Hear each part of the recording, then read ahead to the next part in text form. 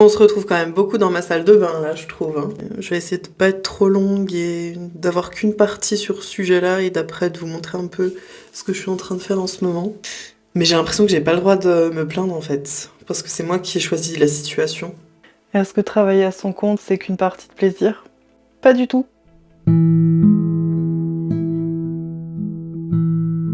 Je précise, cette vidéo, elle n'est pas du tout faite pour me plaindre, pour que tu t'apitoies sur mon sort. C'est juste pour te montrer l'envers du décor et que être à son compte, c'est pas que 100% de bonheur et de création et de choses cool à faire. Et je comprends très bien que cet aspect-là d'entreprise, des bons côtés, des moins bons côtés, ne te plaise pas forcément, donc tu peux aller directement à la fin de la vidéo où on va voir quelque chose que je suis en train de fabriquer en ce moment.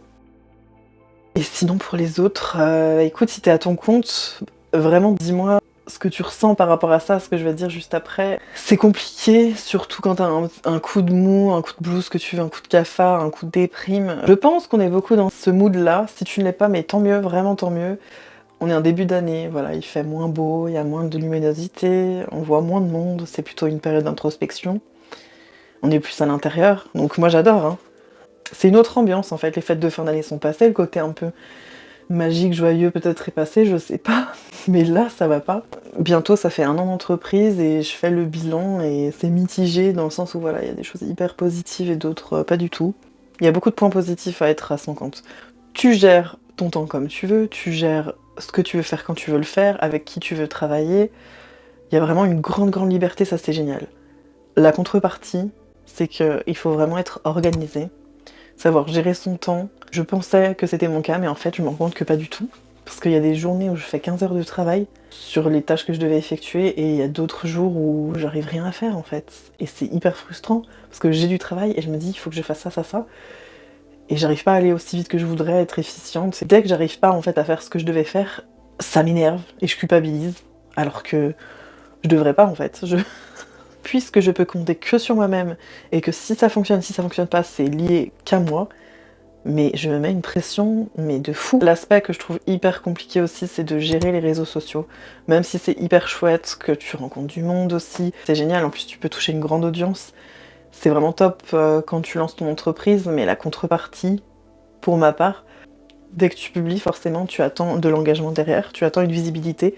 Et quand tu ne l'atteins pas, c'est tellement décevant et stressant et je remets tout en question et à l'extrême. Dans les périodes où ça roule, ça fonctionne, je me pose même pas la question. Mais là, par exemple, l'engagement, il est en chute libre chez moi. Et forcément, je me dis, mais je fais n'importe quoi, ce que je fais, ça ne plaît pas. Tout le monde se désabonne, qu'est-ce qui se passe, qu'est-ce que j'ai fait de faux? En fait, c'est fluctuant et chez tout le monde, c'est comme ça. Après, il y a des créatrices chez qui ça roule toujours et tant mieux, vraiment, tant mieux pour elles.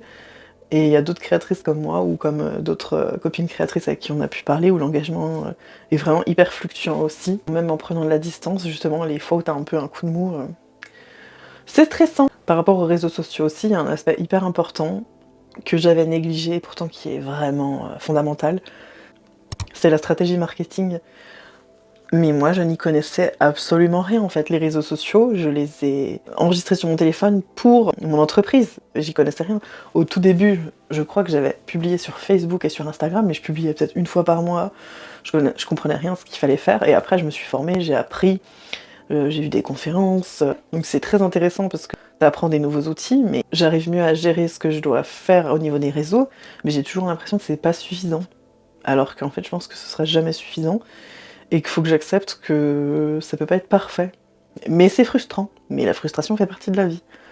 Je me fais des monologues, hein. Ou pareil, je pensais que j'étais ok là-dessus, c'est le fait de travailler seule. J'ai toujours travaillé en équipe, ça s'est toujours bien passé, bon à part forcément exception. Et le fait de me retrouver seule, vraiment, je voyais pas passer les journées dans le sens où j'étais concentrée sur une tâche, mais je trouve qu'il y a quand même une certaine solitude à travailler seule, qui peut être chouette, mais moins chouette à certains moments. À des moments, j'aimerais juste avoir une ou deux collègues et dire ah oui, tiens, on peut faire ça, on peut faire ça. Et mes collègues sont mes chats. Autant dire qu'ils ne répondent pas beaucoup.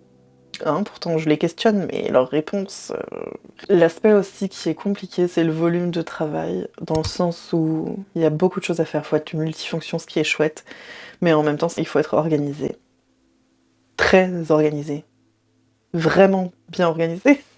Je ne dis pas que je fais n'importe quoi, que mes journées partent dans tous les sens, c'est pas ça, mais Je pense qu'il y a des astuces aussi, il y a des choses que je peux mettre en place pour être vraiment mieux organisée et arriver à mieux gérer les tâches parce que là, j'ai l'impression qu'à certaines périodes, comme la période de Noël, forcément, il y a plus de travail et d'ailleurs, j'en suis très contente, mais pendant quelques mois, j'ai vu presque personne parce que j'étais focus que sur mon travail et c'est pas équilibré du coup, donc ce n'est pas bien et c'est toujours la même balance. Tu aimes ton travail, tu veux te donner à fond, mais après il y a l'équilibre aussi, de vie privée à côté qu'il faut pas négliger parce qu'on vit pas que pour son travail. Mais ce qui est compliqué, c'est de prendre la distance, c'est toujours pareil. Quand tu fais un travail que tu aimes, que tu as créé de tes propres mains, c'est très compliqué de s'en détacher, c'est comme un bébé. Et du coup, je sais pas si c'est vraiment bien.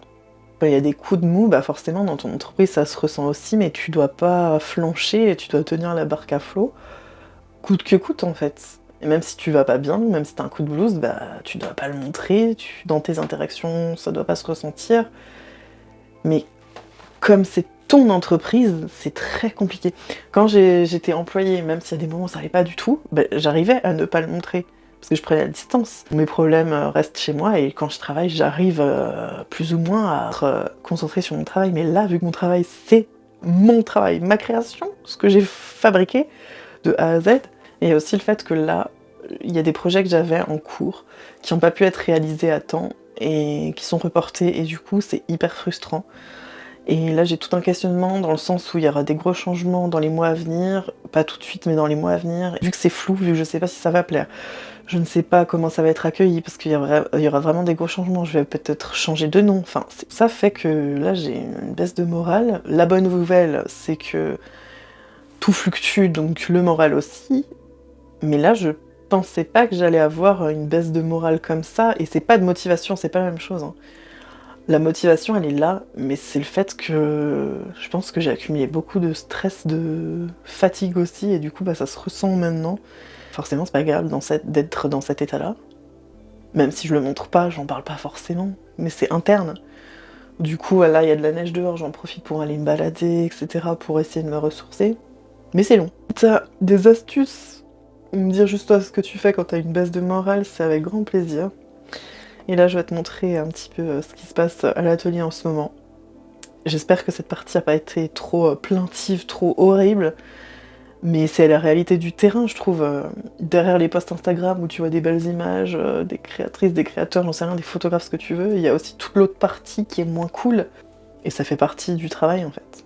J'avoue, j'aimerais juste illustrer, juste peindre, juste créer, juste sculpter et que tout le reste ce soit d'autres personnes qui s'en occupent. Pour le moment, c'est pas possible. Et je sais même pas si j'arriverai à déléguer.